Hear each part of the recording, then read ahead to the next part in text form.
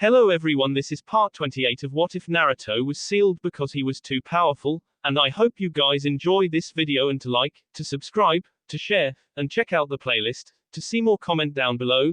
Now let's start the intro. They call me a god. They call me a god. They call me a god. Join my membership, the perks are great. It's in the description. Kase no Kuni, Team Naruto. A group of 3 lightly cloaked figures wandered through the desert heading towards the hidden village in the unforgiving terrain. A bastion of relief for the travelers that they moved towards quickly to get out of the sun. Why are we wearing this extra equipment if we're running Naruto-senpai? Sai asked curiously as he and Maki followed behind the blonde leader, keeping pace with him. Because Sai Kuhai. Naruto began to explain, while I don't really need it, you most definitely do. Have you looked in a mirror lately? You're as white as the paper you draw on. If you're out in this sun for even an hour you're going to be lobster red, and I don't need you losing any fights we get into because of your nasty sunburn. Maki looked over at her 2 superiors before speaking her own mind. What about me, Naruto-senpai? I'm not as pale as Sai-senpai is and I'm still wearing a cloak too. Naruto grinned at her. Well, there's no way I'm letting the female member of our little group chance getting sunburned. You're too pretty to get that complexion all beat up by the sun, Maki. His grin dropped as he saw the dome structure of Sunagakur coming into sight. Okay, be cool. You guys are both registered, right? I know Sai is, but how about you, Maki? Maki nodded. Yes, senpai, I'm a registered Konoha ninja, number 920,018. Should I put on my Hate 8 now? Yes, that would be best at least for now. Naruto said as he saw Maki retrieve the accessory and tie it around her Gaara may trust me, but we're still foreign ninja and you all need to be identified as Konoha ninja lest we look way more suspicious than we already do. The only bad thing is if this gets back to Tsunade Barkin. She's going to wonder where I got you two from. Sai gave him his smile. No, she shouldn't look too much into it, senpai. Danzo-sama has worked out a deal that places me as your usual teammate in order to protect you. I am sure he has, all explained Maki the same way. Naruto returned the smile with one of his own as he looked at his 2 subordinates. We're golden then. Alright, get ready for some scrutinizing looks. Don't attract a ruckus, and remember to get some rest and get your materials together quickly for in case of Akatsuki attack or if we have to leave suddenly. The smile he shot back at them actually put a small one on Maki's face. Don't cause a ruckus, Naruto-senpai. That doesn't sound like you. I remember during that mission we had to that noble's mansion in Kuminari no Kuni when you. Okay, Maki. Naruto replied, rather disgruntled at the turn of the conversation as he turned forward with narrowed eyes. I don't need you reminding me of how I got out of there. I remember. I was there. And you didn't help me either, so you don't get to judge my robbery plan when you didn't even have a part in it. As you wish, senpai. Maki replied automatically to stanch his ire, but looking at her face he could see the mirth in her eyes. She really did miss having him back. But that also meant that she was going to take to razzing him every now and then. Putting the thought out of his mind, Naruto focused on the mission. She could do what she wanted as long as she knew how to work. Besides, talking to someone that would answer back with some bite every now and then was way better than getting Sai's monotonic responses. He might be able to take the edge off and have some fun verbally sparring with her. It didn't really hurt that she was rather cute too. Kami, how did he not notice she was a girl? He must have missed a few remedial detail noticing lectures back in the day. XXX. Konohagakure no Sato, Konoha Hospital. Tsunade had been periodically checking on Jiraiya ever since he had been admitted to the hospital. He was out of critical condition, but he had still suffered grievous wounds that required him to remain in the hospital. Breathing on his own was still a horrible chore due to the injuries to the tea that he had suffered at the hands of pain, forcing him to remain hooked up to a machine to assist him with the necessary process as well as an apparatus to provide him with nutrition due to his inability to even properly swallow food. That wasn't even mentioning his most glaring injury that would hinder him forever, his missing left arm that had been severed at the shoulder. She walked through her teammate's room, engaging him in conversation during some downtime in her daily schedule, so you have no idea where the brat is going either. She asked Jiraiya while adjusting his blinds for him. She turned to face him and saw him shake his head in the negative, both of you weren't enough to take down this Pain person. Jiraiya shook his head and looked at her as if he wanted to say more, prompting a frown to grace the god Hokage's features. I need to get you something to write with until you can speak again. She looked outside of the window. It's been 3 days since you were brought back. Do you even have any idea what he's out there to do? Jiraiya again shook his head, wishing he could speak to Tsunade, but in his current condition that was impossible. His apprentice had taken it upon himself to stay away from Konoha for the time being and leave himself surrounded by the wolves of the Akatsuki. He needed to be able to somehow tell Tsunade all that he had seen, and what he had learned about pain. He needed to find Naruto and start getting him ready for an inevitable second encounter with pain. He needed to do all of these things, but he simply couldn't because he was stuck in this damned hospital bed for the time being. Tsunade let out a sigh. Well, if anything comes up we can still speak with him through Hamako if the need arises. We're going to have you up and at in no time, you old goat. She said with a smile. I still need you around here, you aren't getting off that easily. So Naruto isn't coming back? A voice said with a sigh from the entrance of the room. Eyes turned there to see Kakashi leaning against the door frame. Do you want to send someone after him? If so, I'm volunteering. Tsunade shook her head. No, the brat isn't deserting, he's just taking advantage of a loophole. She let out a small laugh. I guess he did deserve a real vacation after all anyway. But no, I'm not going to send anyone after him. He'll come back when he finds what he wants. I'll be sending out the pervert to go find him when he's all healed up anyway. Kakashi gave her an eye smile. Well, in that case, I volunteer to escort Jiraiya-sama when he goes looking for him. Tsunade nodded to him, getting Kakashi to give a thumbs up. Great. When it's time to go, give me a call and I'll be right there. Jiraiya let out a muffled laugh as Tsunade rolled her eyes. You'll be there 3 hours late like always. She put her hands on her hips. I'll inform you on when Jiraiya will be ready to leave. All right then, Kakashi said, pulling out his Ika book and turning to leave. In the meantime, I have to lay low and duck the inevitable stream of questions that will follow, everyone learning that the kid isn't S and keep the fact that I'll be looking for him soon to myself. Until then. He gave a wave and disappeared from the doorway in a puff of smoke. XXX. Sunagakure no Sato, village streets. Naruto led his 2 companions through Tsunade's streets when Sai tapped him discreetly. We're being watched, senpai. He said quietly. We're foreign and we didn't sneak in, Sai. Naruto responded back to him. Of course they're going to watch us. Does it matter? Are you supposed to be doing anything illegal while you're here? Sai shook his head. Our only objectives are to keep you safe, Naruto-senpai. Other than that, we have no other mission parameters to adhere to. Danzo-sama was very lenient with the orders upon handing us this mission.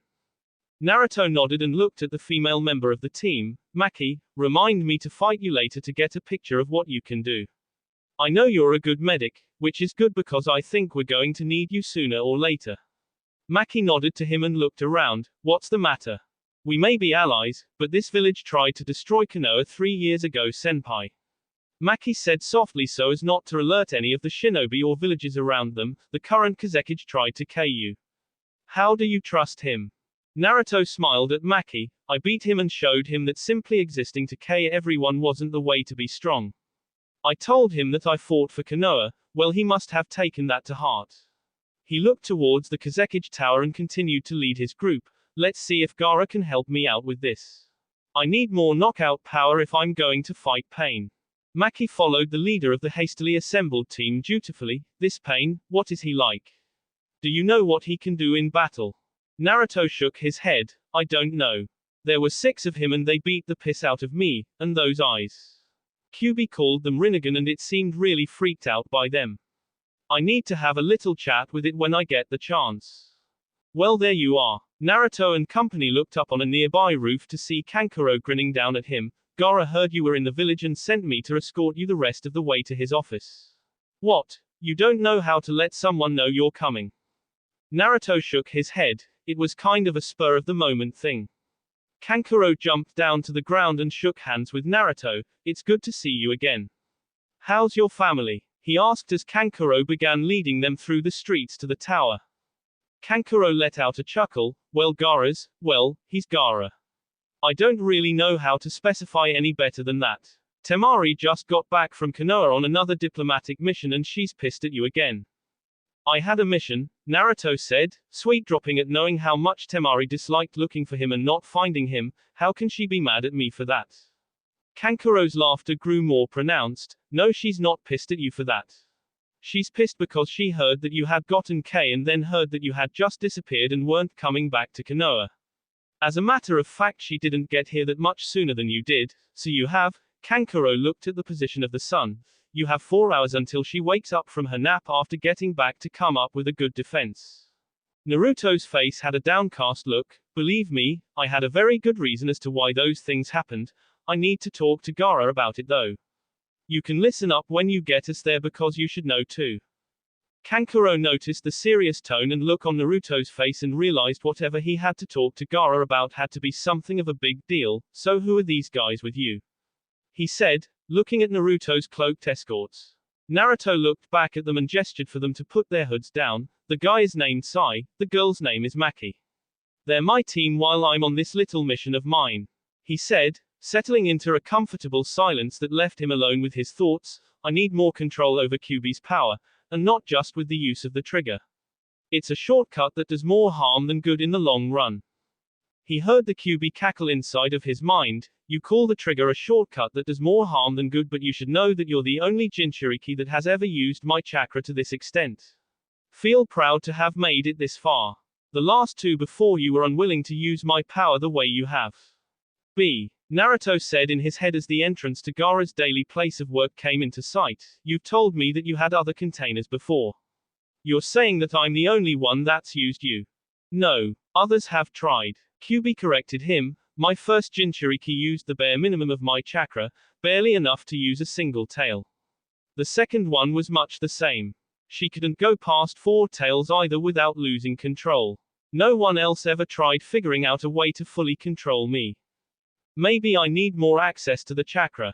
Naruto thought to himself. It got easier to access when Ero Kyofu loosened the seal and I eventually got control over it.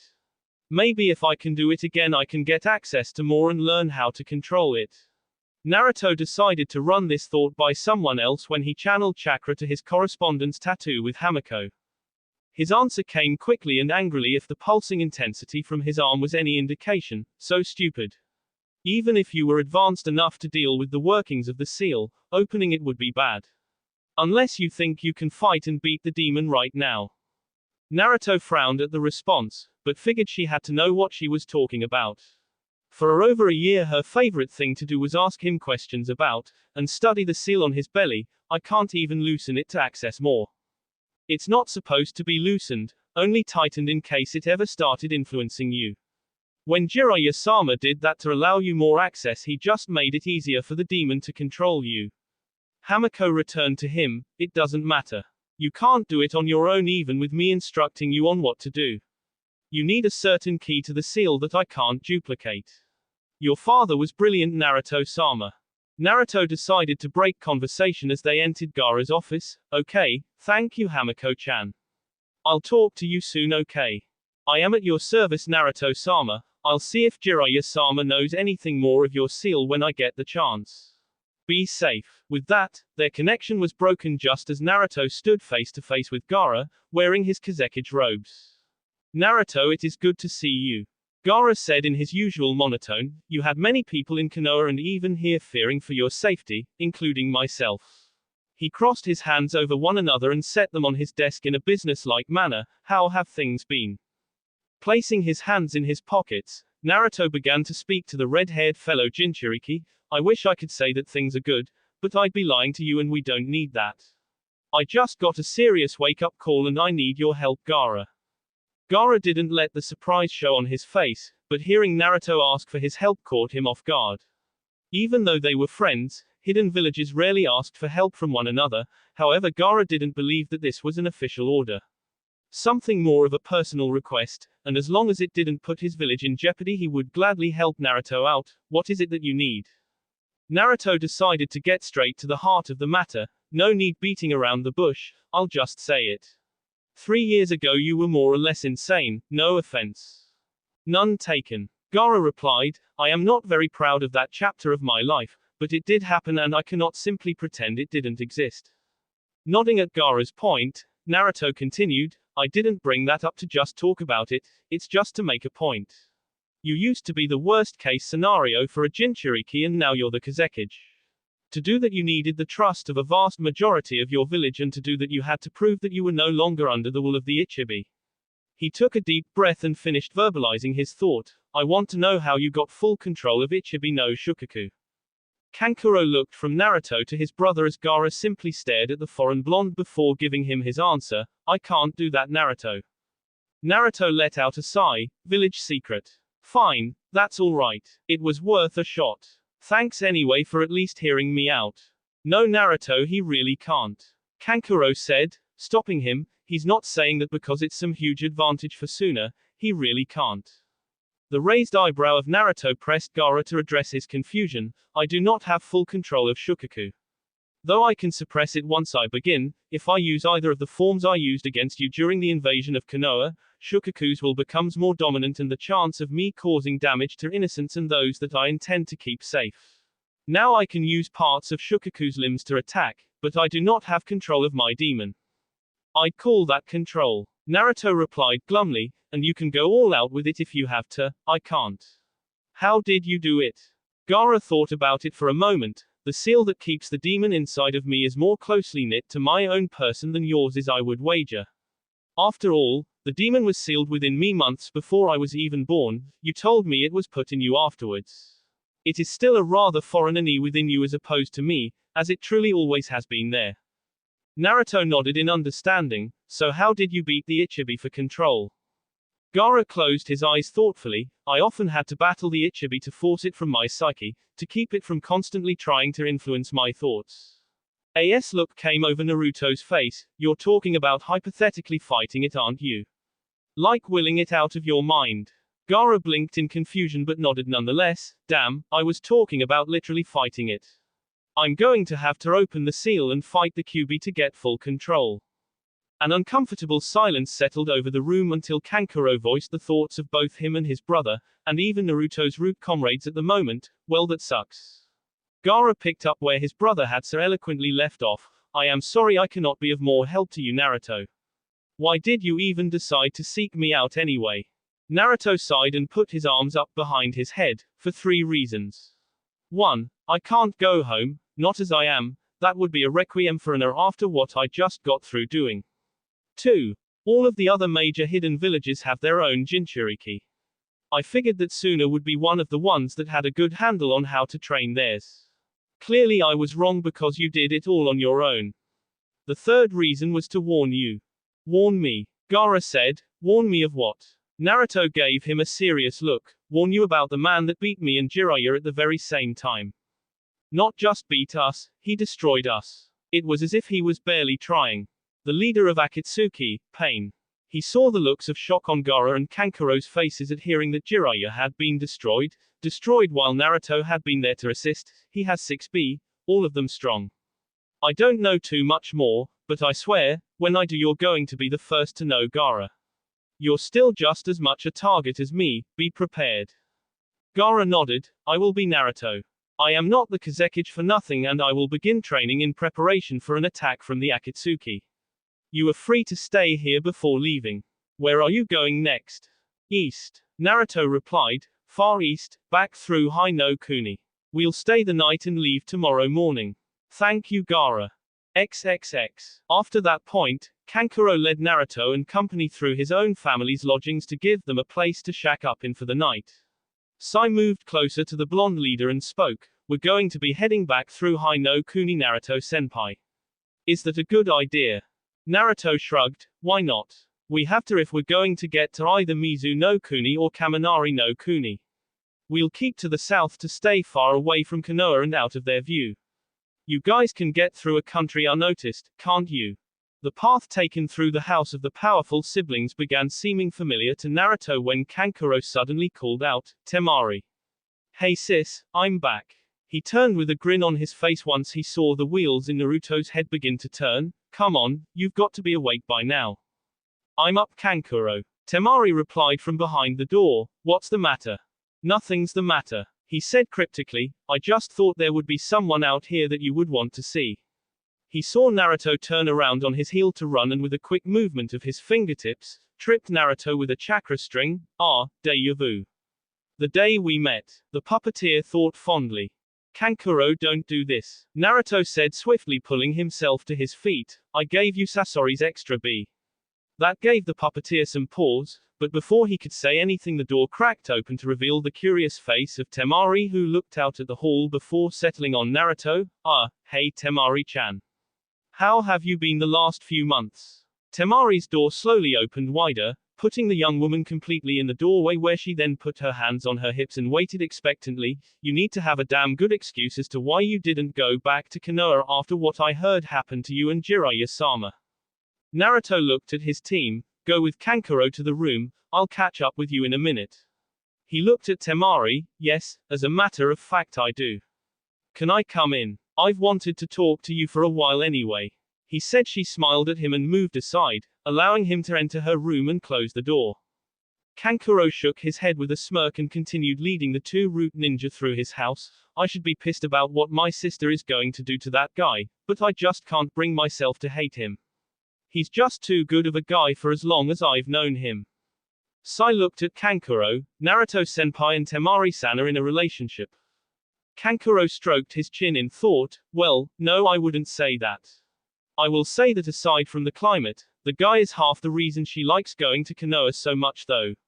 One time she came back with the biggest smile on her face that traveling all that way shouldn't have given her, and asking about the kid got a bigger one out of her. Sai's face never changed expressions even when he comprehended what he was being told. So Senpai and Temari-san are going to? Probably. Kankuro said with a distasteful expression. Could we just not talk about it? Even though I'm okay with it, she's still my sister. It's gross. He looked at both Sai and Maki. Like, how would you like it if I started talking about how hot your little sister here is? Come on dude, it's just not appropriate. Sai looked at Maki and then back to Kankuro. I don't see what relation has to do with the attractiveness of one's sibling. Besides, Maki is not my sister, she's my teammate on this mission, same as Naruto-senpai. Kankuro looked at Maki for a moment and turned back forward, shaking his head. No, she's not. That girl isn't anything close to being similar to Naruto. Sai gave Kankuro a pleasant smile. Whatever you say, makeup boy. As Kankuro fumed at the fact that Naruto's teammate had a smarter attitude, Maki frowned at the thought of Naruto having relations of a physical nature with a foreign Kunoichi. What if she's been able to seduce secrets out of senpai? She apparently does this every so often, so why else would she? I need to have a talk with him later about this, she thought determinedly to herself. XXX. The next day, gates of Sunagakure. Naruto and his two teammates stood at the outskirts of the village as Kankuro and Temari stood with them to bid them farewell. Temari frowned and gave Naruto a hug. I wish you could stay for longer this time, but with what you told me last night, you're right, you need to keep moving. Yes, I'm sure you wish he could stay, Kankuro said, grinning until Temari took her fan off of her back and brandished it threateningly, getting her brother to back off, holding his hands up defensively. When she turned away to leave him alone, he gave thumbs up to Naruto. You see. Every time she's around you she calms down. You should move to sooner. He didn't escape Temari's wrath twice, as this time she caught him right on top of the head with her makeshift club. Temari sneered down at her pleasantly unconscious brother before looking up at Naruto and crew. It was good to have you here again, Naruto-kun. I'll bet it was. Another stomp to her smart-elect brother silenced him and let her continue speaking. You really should be at home in Konoha more often. I don't think any ninja see the pace that you do with work. Naruto shifted the sword around on his back. There's a lot for me to do, Temari-chan. I've got to find a way to put this pain guy down, and I can't do it training in Konoha. Even the new jutsu you helped me finish the last time we were together wouldn't have done a thing. Did you use that? She asked him dangerously, getting Naruto to frantically shake his head. No, good, because you know it tears your arm apart. Just be careful out there. She gave him a small smile. I don't think I can convince you to let me go. Ask Gaara to send you off with an escort, could I? Sai and Maki are more than enough, Temari-chan. Naruto said, putting a hand on her cheek. It's going to be fine, just worry about keeping Gaara and your tactless brother in line, okay? He gave her AK and turned, motioning to the others to follow him. As his figure grew smaller and smaller on the horizon before finally disappearing in the hazy lines of the desert, Temari let out a sigh that the now standing Kankuro rolled his eyes at, and here we go again with your hangdog look as you watch him leave. For the love of Kami, why don't you just tell the guy that you're in love with him already? You've had like 3T. Once again he was see-off with a shot from Temari's fan who didn't have her heart in it from the frown on her face. Shut up Kankuro. XXX. 3 days later, undisclosed location, Orochimaru's base. Sasuke walked into the lab of the base and looked around. Noting that no one was there, he walked over to a massive vat of water that he immediately opened with the sword on his person, letting it spill out onto the ground. The water quickly began to take a human form, the form of a teen boy with white hair, purple eyes, and shark-like teeth. Ugh, not that I'm not happy to be out of that vat, but what do you want, Sasuke? I'm taking out Orochimaru and you're coming with me. Sasuke said plainly, of course you could always turn me down and I'll put you back in that tank to be experimented on. The choice is your Sugetsu. Sugetsu stroked his chin in thought, go with you and get back at the that put me here in the first place as well as get the chance to actually start looking for the swords or stay here and let Orochimaru's favorite A keep poking and prodding at me. He gave Sasuke a toothy grin, get me some clothes and you've got yourself a running mate for the time being. Sasuke threw him some clothes and began walking away, hurry up and get dressed.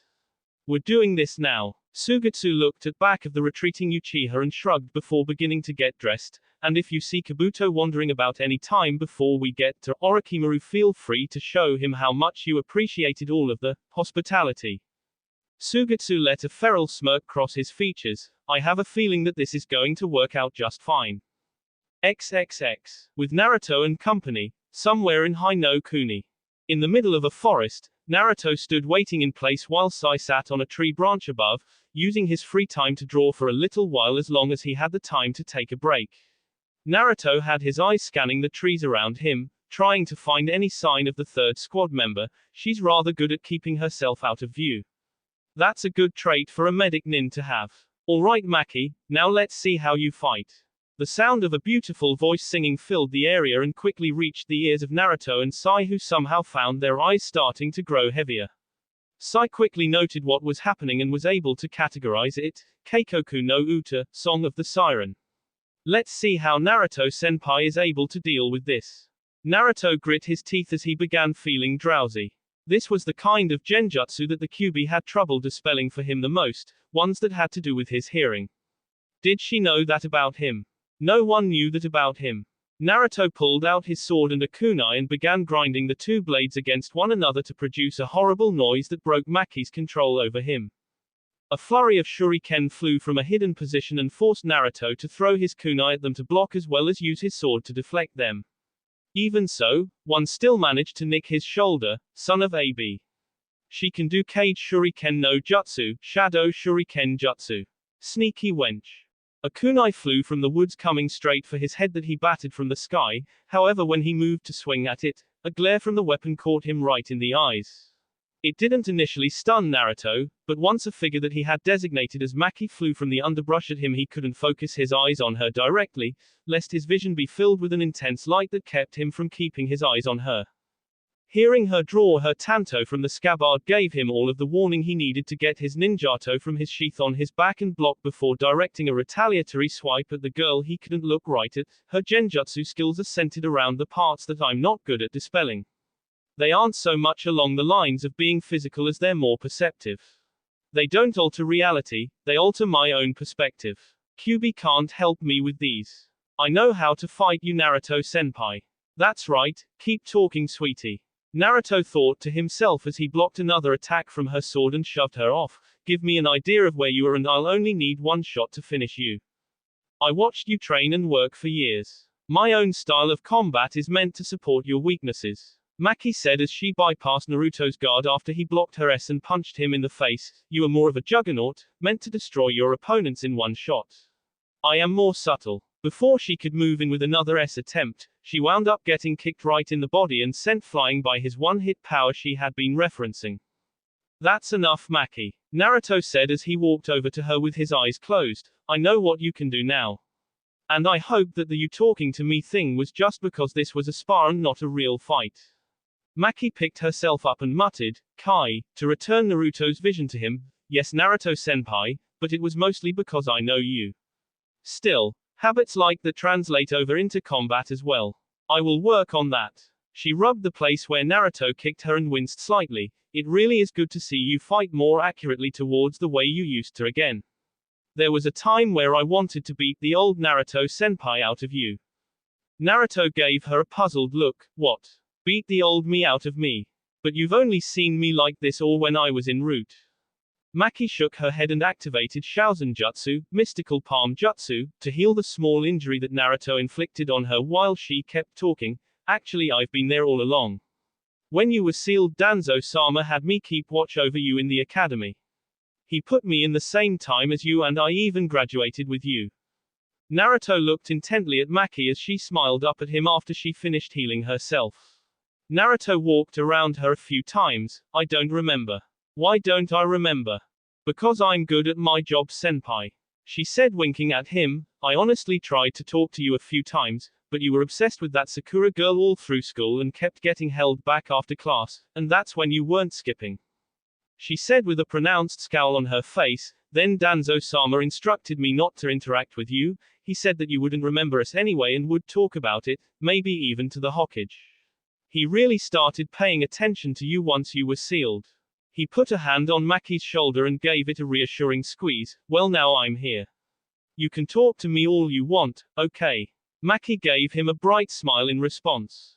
Naruto-senpai, Sai said as he stood up, we have company. The pale ninja drew his tanto from his back in preparation. Akatsuki, Maki asked, keeping her own tanto at the ready as she went back to back against Naruto, who had his own sword still out. Which one is it?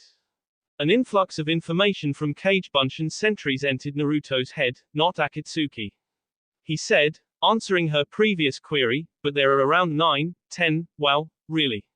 There are like 21 of these guys. Sai jumped down and formed a tight triangle formation with the others. Who is it attacking us? If it isn't an agent of Akatsuki, could it be someone from Otogakure? You have a lot of enemies, Naruto-senpai. Naruto shook his head. Nope, not them either. An explosion echoed into the distance, and now it's not 21 anymore, it's just 17 now. Sai and Maki looked at him for clarification. Kekai Hujin, barrier encampment method.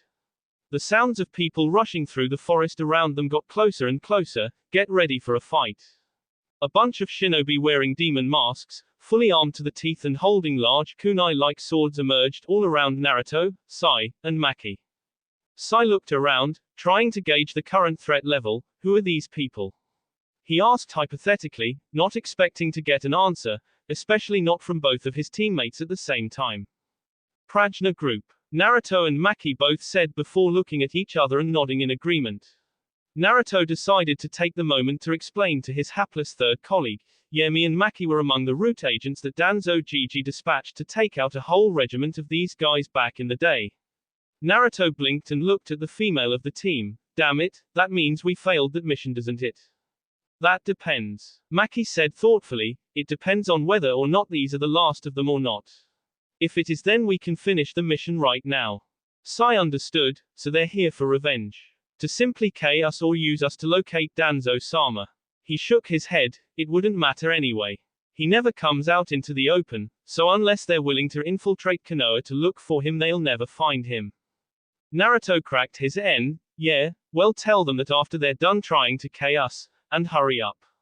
I'd like to finish this up and get moving again, and no explosions please.